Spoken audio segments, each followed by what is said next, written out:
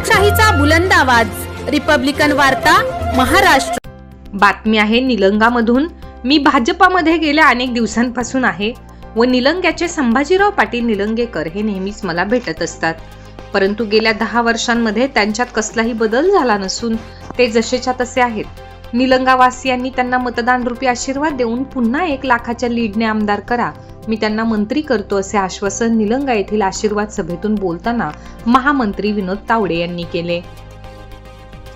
निलंगा येथील शिवाजी विद्यालयाच्या प्रांगणात आमदार संभाजीराव पाटील निलंगेकर यांच्या प्रचारार्थ महायुतीची आशीर्वाद सभा आयोजित करण्यात आली होती। या सभेत प्रमुख पाहुणे म्हणून महामंत्री विनोदजी तावडे, माजी मंत्री संजय बनसोडे, माजी खासदार रूपाताई पाटील निलंगेकर, कर्नाटकचे आमदार शरणू सरलगर, भाजपाचे युवा नेते अरविंद पाटील निलंगेकर, अफसर शेख, शिवाजी माने, हसन चाऊस, कुमोद लोभे, मंगेश पाटील, काशीनाथ गरीबे, गोविंद केंद्रे, नरसिंग विराजदार, संजय थोरवे, भगवानराव पाटील आदींसह मान्यवरांची मोठ्या संख्येने उपस्थिती होती। पुढे बोलताना महामंत्री तावडे म्हणाले की महाराष्ट्र शासनाने लाडकी बहीण योजना काढली, शेतकऱ्यांना लाईट बिल दिले, परंतु पूर्वीच्या सरकारने मात्र काहीच केले नाही। लाडकी बहीण योजना काढल्याने शरद पवार यांच्या पोटात दुखते आहे असे शरद पवार यांच्यावर टीका करताना म्हणाले।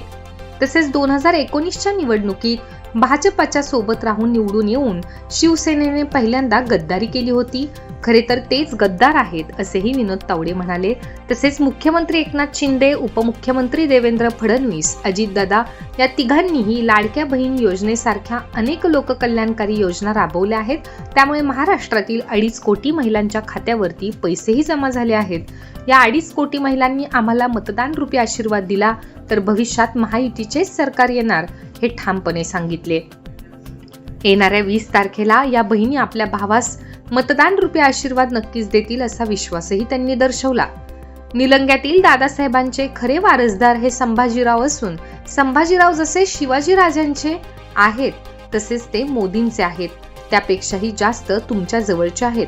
तुम्ही त्यांना विसरून चालणार नाही। ते विकासाची गंगा घेऊन आपल्या मतदारसंघात अनेक विकास कामे त्यांनी केली आहेत।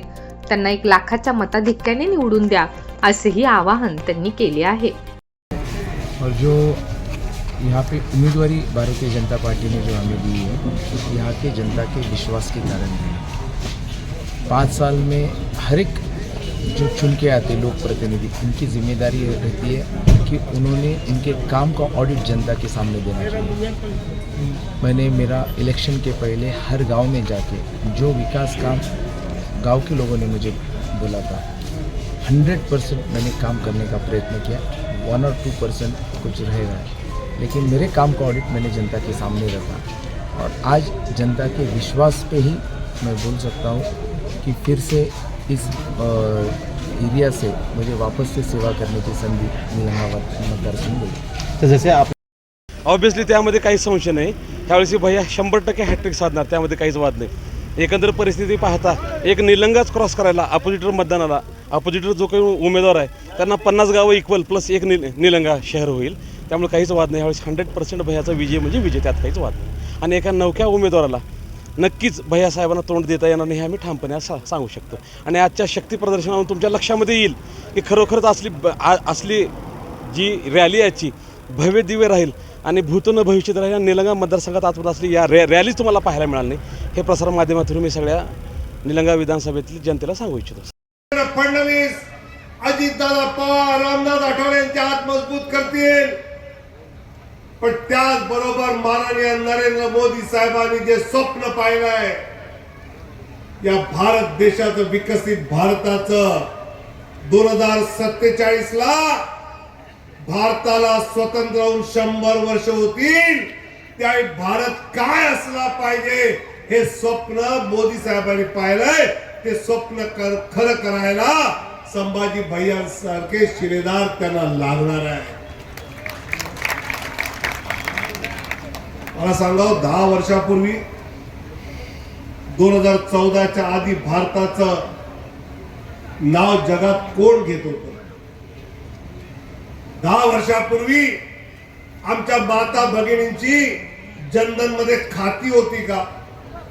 10 वर्षापूर्वी शेतकऱ्याला किसान सन्मान निधी कधी या खात्यात येत होता का? 10 वर्षापूर्वी लाडकी बहीण योजना कधी आमच्या बहिणीने विचार तरी केला होता का? 10 वर्षापूर्वी शेतकऱ्याचं वीज बिल 0 होईल असं कधी वाटलं होतं का? बंधू भगिनीनो, या ज्या सगळ्या गोष्टी आपण पाहतो, याच्या आधी सरकारी योजना खूप आल्या, त्या योजनेसाठी पैसाही आला, पण तो पैसा गरिबापर्यंत पोहोचला नाही. मध्ये सगळे जे लुटारू बसले होते त्यांच्या खिशात जायचा. काँग्रेसचे नेते राजीव गांधी स्वतः म्हणायचे, वरून 1 रुपया खाली पाठवला तर खाली माणसाला फक्त 15 पैसे त्या गरिबाला मिळतात, 85 पैसे मधले सगळे लुटून नेतात. पण नरेंद्र मोदी साहेब आल्यानंतर गरिबाची जनधन खात्यात खाती उघडली गेली आणि वरून जर 1 रुपया मोदी साहेबांनी पाठवला तर त्या गरिबाच्या खात्यात 100 पैसे जमा होतात. 1 पैसा पण कुठे जात नाही. ही मोदी साहेबाची ओळख आहे. आलेलो आहो आणि आम्ही अजितदादा पवार गटाचे कार्यकर्ते आहोत. आमच्या पक्षाचे नेते माननीय अजितदादा पवार, सूर्यदादा चव्हाण आणि आमच्या जिल्ह्याचे मंत्री संजय भाऊ बनसोडे यांच्या आदेशाने आम्ही संभाजी भैयांना आशीर्वाद देण्यासाठी आम्ही जात आहोत. आणि आमच्या निलंगा विधानसभा मतदारसंघामध्ये संभाजी भैयांना अतिशय उत्कृष्ट काम केलेलं आहे आणि आमच्या देवणी तालुक्याचा सर्वांगीण विकास व्हावा यासाठी त्याने बरेच कामं, आमच्या विकासाची कामं केलेली आहेत. त्यामुळे आमच्या पक्षाच्या आदेशान्वये आम्ही माननीय संभाजी भैया यांच्या आशीर्वाद सभेला जात आहोत. या ठिकाणी मंचावर उपस्थित भारतीय जनता पार्टी, शिवसेना, राष्ट्रवादी काँग्रेस, RPI महायुतीचे उमेदवार, आपल्या सगळ्यांचे लाडके संभाजी भैया निलंगेकर पाटील, त्यांना मनापासून शुभेच्छा द्यायला आलेले महाराष्ट्र सरकारचे मंत्री, आमचे मित्र संजयजी, ज्यांचे आशीर्वाद सातत्याने संभाजी भैयांच्या पाठीशी असतात, अशा आमच्या अक्का, माजी खासदार, आपल्या सगळ्यांच्या अक्का, त्या अक्कांचे राम लखन आहेत, त्याचा लखन अरविंद भैया मंचावर उपस्थित, शरणूजी सलगर साहेब, सिद्धूजी पाटील साहेब, आमचे जुने मित्र गोविंद अण्णा केंद्रे. रिपब्लिकन वार्तासाठी लातूर देवणी प्रतिनिधी सगीर मोमीन.